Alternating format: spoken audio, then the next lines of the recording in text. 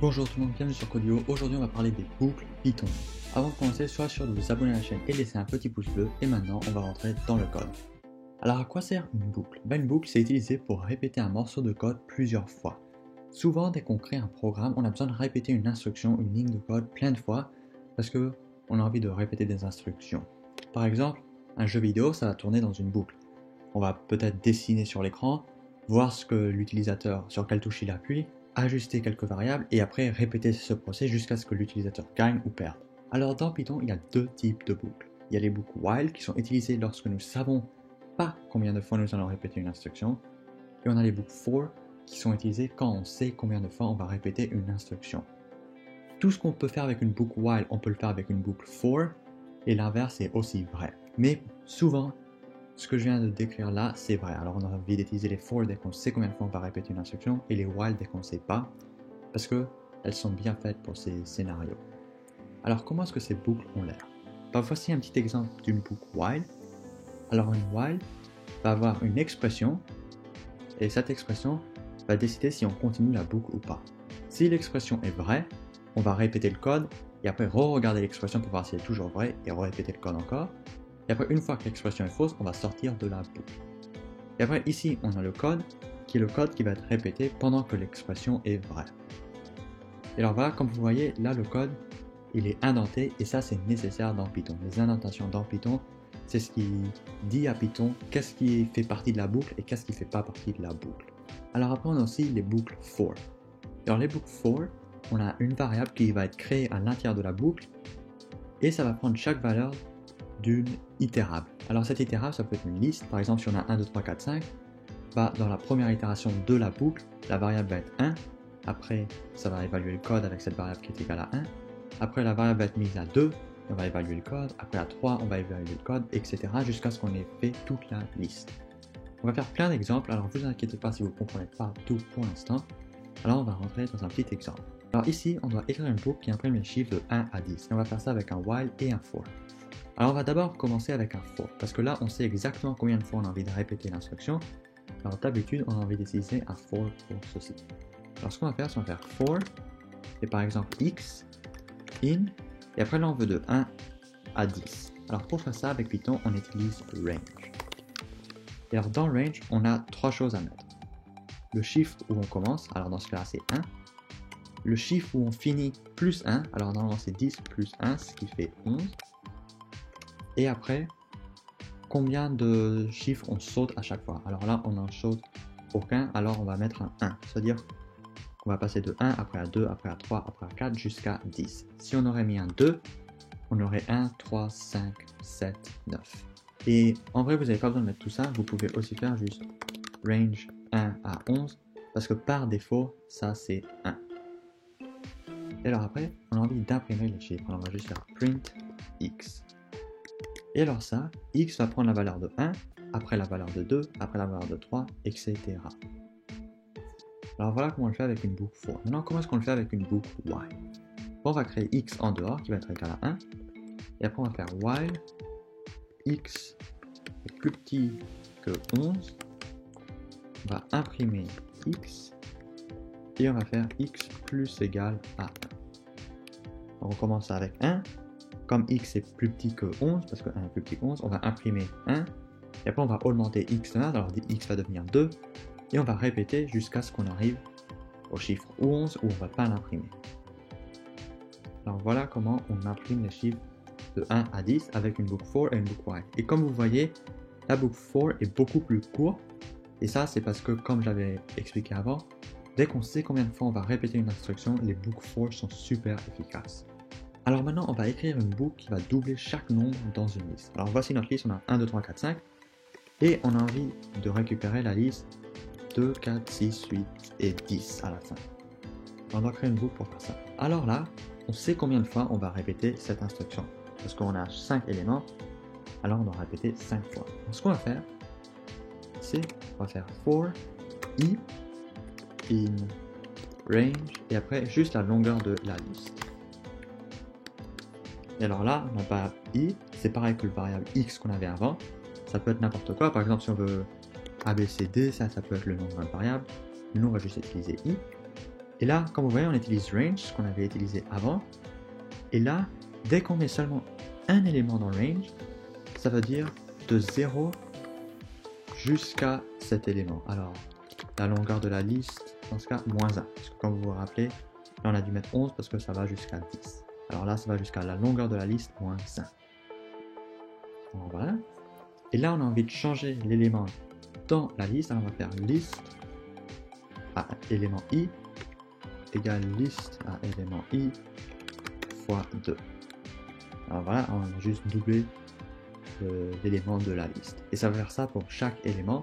Maintenant, comment est-ce qu'on peut faire ça avec une boucle while? On va faire i égale à 0. Et après, while i est plus petit que la longueur de la liste, on va doubler l'élément. On va juste faire un copier-coller là. Hop. Et on augmente i. Alors, plus égal à 1. Alors voilà comment on peut doubler chaque élément de la liste. Alors maintenant, imaginons on voulait juste créer une nouvelle liste avec ces éléments. Ce qu'on peut faire avec les for, c'est on peut faire for élément in list. Et après on va créer une nouvelle liste en haut. Nouvelle liste. Et on va faire juste nouvelle liste .append élément .2. Ça va aussi marcher, sauf que la différence ici, c'est que au lieu de changer notre liste originelle, on va créer une nouvelle liste avec les éléments doublés. Et là, comme vous voyez, avec les listes, ce qu'on peut faire pour les boucles for, c'est on peut juste faire in list et ça va aller à travers chaque élément de la liste un par un. Et là, pour les boucles while, il n'y a pas d'équivalent simplé. On va devoir utiliser cette tactique en haut encore une fois.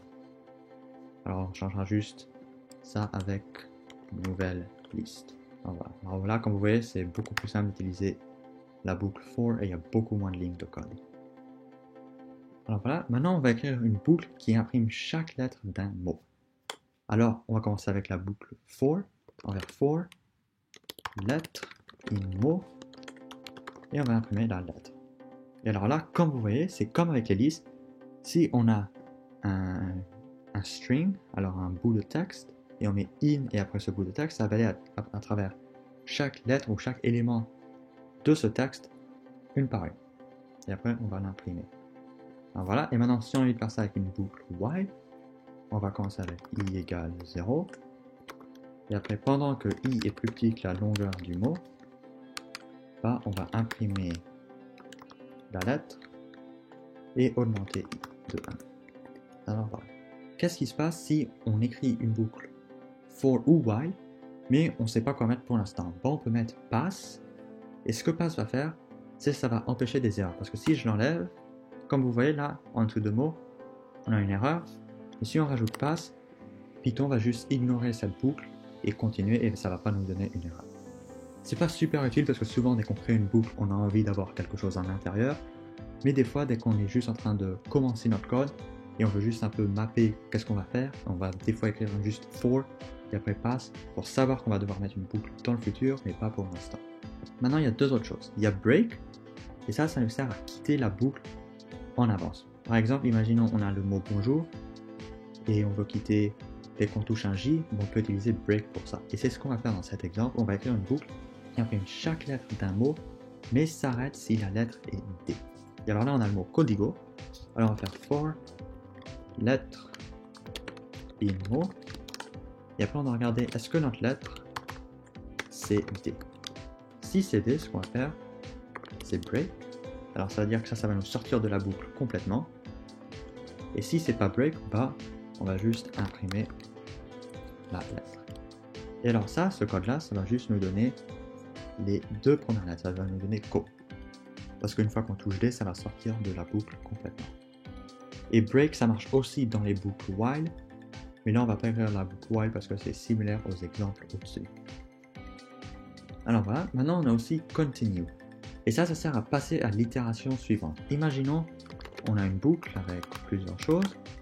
Et là, on a du code, et blablabla. Et imaginons, dans ce code-là, s'il y a une condition qui est vraie, on a envie de ne pas faire le code sur la ligne 70. Bah, on peut mettre un continue. Et c'est-à-dire que dès qu'on touche le continue, ça va sauter le code derrière. Comme vous voyez là maintenant le code il est gris, ce qui veut dire que ça va sauter le code et bouger directement à la prochaine itération. Alors on va faire un petit exemple. On va écrire une boucle qui imprime chaque lettre d'un mot mais qui va sauter la lettre I. Et là pour ça on va utiliser une boucle for encore une fois. On va faire for lettre in mot. Et là si la lettre c'est I, bah on va faire continue. Et si c'est pas I, on va juste imprimer la lettre. Et alors là, ce code-là, ça va imprimer C-O-D-G-O. Parce que dès qu'il voit la lettre I, on va continuer, c'est-à-dire qu'on va sauter la ligne 69 et on va passer directement à la prochaine lettre ou la prochaine itération de la boucle. Et ça aussi, ça marche aussi avec les boucles while. Alors maintenant, on peut aussi mettre des boucles à l'intérieur d'autres boucles. Et alors là, on va créer cette espèce de pyramide avec deux boucles for. Alors comment est-ce qu'on va faire ça? Bah, on va utiliser des boucles for. Encore une fois, moi j'aime bien les boucles for. Alors, on va faire for I in range 5. Et alors cette boucle, ça va signifier chaque ligne. Maintenant, on a le nombre d'étoiles.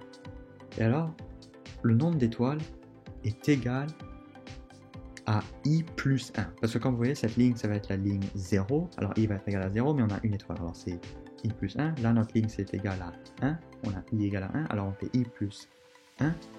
Et ça nous donne 2.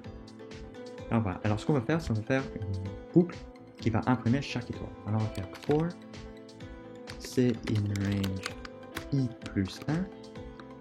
Et là, on va imprimer notre étoile. Et on va mettre end égale rien, comme ça, ça saute pas une ligne. Et alors, voilà. Alors là, ce code-là, ce que ça va faire, c'est, on va avoir i est égal à 0. Alors ça, c'est la première ligne. Et alors là, cette boucle-là, sur ligne 82, va être répétée une fois. Parce qu'on aura, ça va être de 0 jusqu'à 0. Et alors ça va être répété seulement une fois, alors on va imprimer une étoile. Après, i va être égal à 1. Là, on va répéter la boucle sur la ligne 82 deux fois, parce qu'on va aller de 0 à 1, donc deux chiffres. Là, on va imprimer 2 étoiles. Après, i va être égal à 3, on va aller de 0 à 2, alors ça c'est 3 chiffres, alors on va répéter et mettre 3 étoiles. Alors c'était tout pour cette vidéo. J'ai aussi mis des petits problèmes avec des solutions sur ligne 86.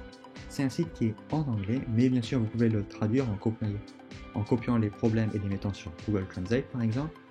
Et comme ça, vous pouvez vous entraîner avec les boucles parce que c'est très utile et dans tous les programmes, il y a des boucles. Alors voilà.